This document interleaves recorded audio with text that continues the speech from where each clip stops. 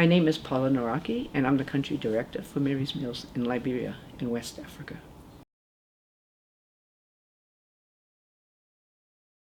Okay, my job is basically I represent Mary's Meals in Liberia, so with the government and in basically everything we do. So I am responsible to oversee a team, which is now about 150 people, and we are providing school feeding programs.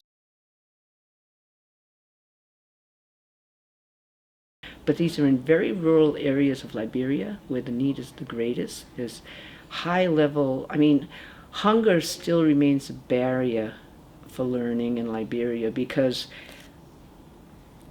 the less than, I'd say about 50% of the Liberian population is still living below the poverty level, which is about $1.90 a day. So they're not really accessing sufficient food throughout. So the school feeding program is so important that we do. I've been with Mary's Meals now since the end of 2018, running their program for them in Liberia, and it is so special because the need is there, and right now I can see that it's making such a difference in the lives of the children. We even had child soldiers that were brought back into programs and they received education. They were attracted because of the school feeding program, and now they are successful, productive members of society. They're out there, they're working, so it really made a change in their lives. When we say we give life-changing meals to the children, it truly, it's true. We have so many examples of how that's worked.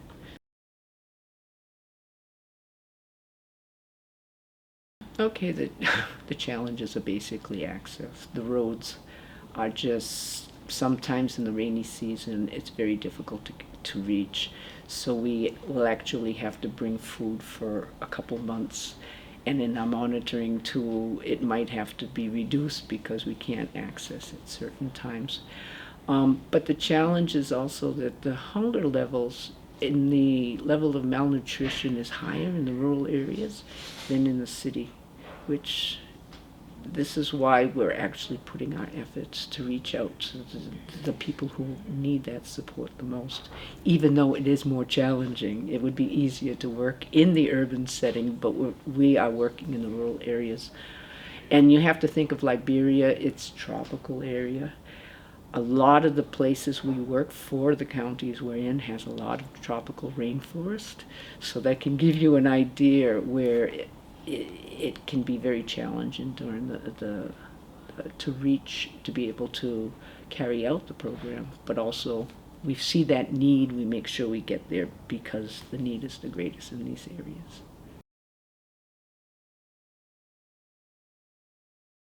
Okay, the hunger is actually chronic malnutrition. The problem is there's no diversity in the diets.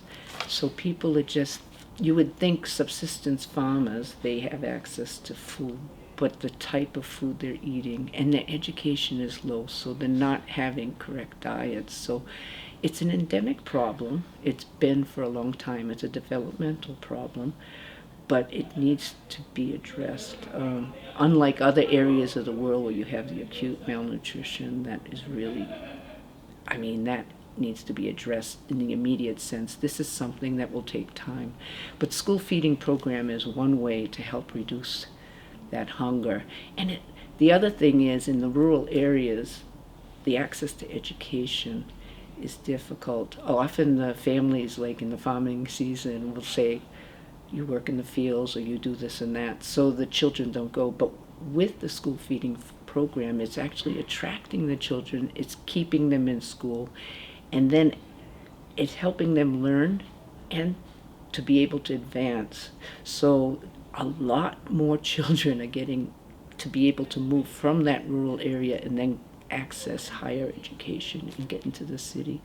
So more and more you're finding even people in higher places and in real professional positions that actually have come from the rural areas, versus without that, the chance of them to succeed, they need to access education, particularly the young ones. And just recently we have changed. We used to feed all the way, all the way through high school. But it was last year that we changed, and we said we will now try to really reach out to the small ones, so the pre-primary and the primary level up to grade 6. And I think it was a decision that was taken together with the government, and they firmly believe one of the things that's so important to note in Liberia, the government is not actually implementing any school feeding themselves. So they are really depending upon partners. We do work very closely, and we're supporting them to try to develop them, that at some point when they have the resources they could take over. But that may not be in the nearest future, but the hope is there. Only about 18% right now of all school-going children have access to meals. And the meals really make a difference, as I said, for attracting and really helping the kids progress and being able to become really productive members of society, to work themselves out of poverty. Well, again, that chance to just to beat the hunger, the daily hunger, because they may not be getting sufficient food for that day. They might have one meal a day. And now sometimes a lot of the children come into school, the first meal of the day may be what they receive at school. And then they'll get something in the evening. The other thing is, it all affects their health, because again, as well as their mental health, and again, just accessing education, giving them a chance to work their way out of poverty, because otherwise they're just isolated.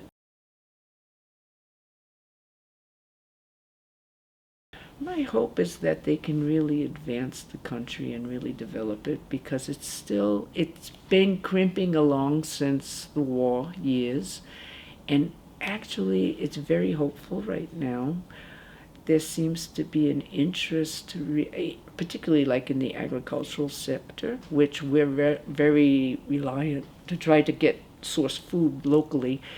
It's really starting to boom. There's a lot of interest now to let's invest in the country and get there.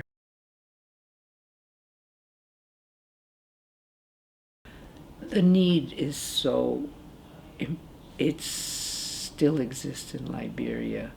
We're only reaching right now as we speak about feeding all of the partners in the government feeding 18% of the children school age. So we've only begun our work there. We really need to continue to try to reach the next hungry child in Liberia.